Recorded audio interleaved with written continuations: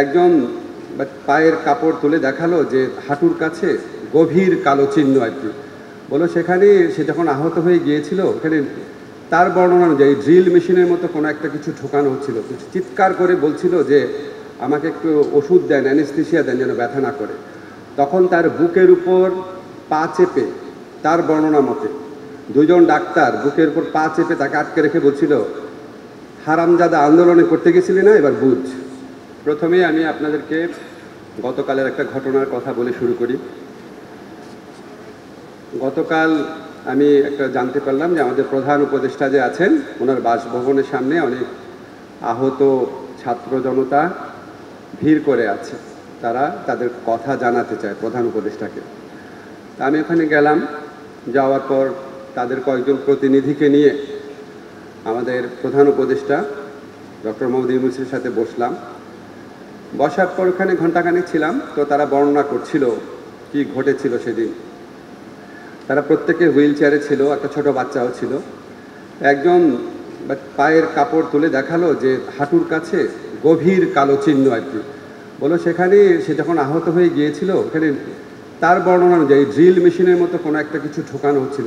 চিৎকার করে বলছিল যে আমাকে একটু ওষুধ দেন, অ্যানেস্থেসিয়া দেন যেন ব্যথা না করে।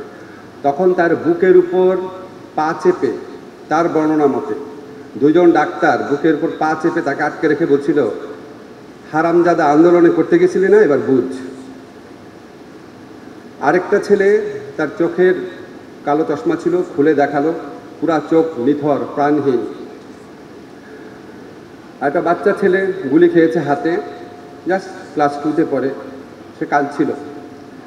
আর একটা ভাই বর্ণনা করছিল যখন তার সাথে থাকা আরেকটা ছেলেকে যখন সে আনছিল দূরের একটা শহর থেকে, তখন অ্যাম্বুলেন্সে বারবার পুলিশ থামাচ্ছিল আহত ব্যক্তিদেরকে তুলে নিয়ে যাওয়ার জন্য, হয়তো হত্যা করার জন্য আহত ব্যক্তিদেরকে।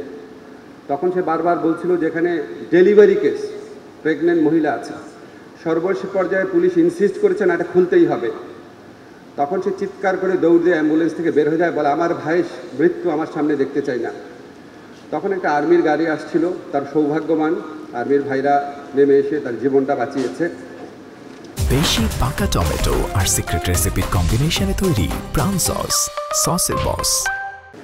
আমরা যখন এসব বর্ণনা শুনি, আপনারাও যখন শুনছেন, আপনারা বুঝতে পারছেন কি একটা শাসন ব্যবস্থা থেকে আমরা মুক্তি পেয়েছি।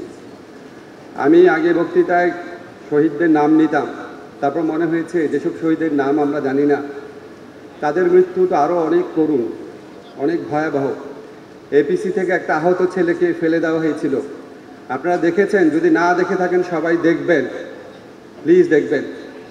আহত শরীরটাকে ডিভাইডারের উপর দিয়ে এমনভাবে ফেলা হয়েছে, মরা কুকুরকে বা আহত কুকুরকেও আমরা এইভাবে ট্রিট করি না। 1000 জন কমপক্ষে প্রাণ হারিয়েছেন, 30-40 হাজার আহত হয়েছেন, চোখ হারিয়েছেন।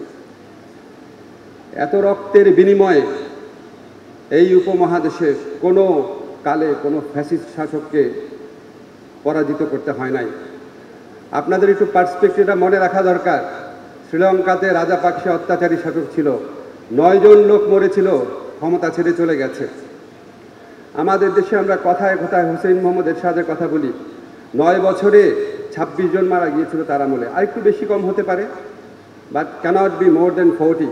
9 বছরে ক্ষমতা ছেড়ে চলে গেছে। আমাদের বিগত ফ্যাসিস্ট সরকার 2 সপ্তাহে 1000 লোক হত্যা করেছে কমপক্ষে। বহু মানুষ, বহু পরিবার, বহু হসপিটালে গিয়েছে। কারা মারা গেছে নাম বলে নাই, কারণ ফার্দার একটা হয়রানি হবে। আপনারা সবাই জানেন এই বাংলাদেশে বাস করেন, এই দেশে কি ঘটেছে। এরকম একটা হাহাকারের মধ্যে দিয়ে, এরকম একটা পৈশাচিক নির্মম ফ্যাসিস্ট ব্যবস্থার বিরুদ্ধে আজকে ছাত্র জনতা তাদের রক্ত দিয়ে, জীবনপণ প্রতিজ্ঞা করে আমাদের শুধু দেশ গড়ার সুযোগ এনে দেয় নাই, আমাদের সামনে এই প্রশ্নও হাজির করেছে যে এরকম একটা ফ্যাসিস্ট নির্মম শাসন ব্যবস্থা যারা দেশের তরুণ ছাত্র সমাজের উপর গুলি করার নির্দেশ দেয় এবং গুলি চলার পর আরও অনেক বেশি মৃত্যুর জন্য নির্দেশ দেয়, হসপিটালে গেলে চিকিৎসা করতে দেয় নাই। আপনারা অনেক পত্রিকায় রিপোর্ট করেছেন। যাকে হত্যা করা হয় তার পরিবারের লোককে উল্টা মামলা দিয়েছে, এরকম একটা নির্মম শাসন ব্যবস্থা আপনারা প্রত্যেকে অনেস্টলি এই উপমহাদেশের সকল ফ্যাসিস্ট শাসন ব্যবস্থার সাথে কম্পেয়ার করে দেখেন।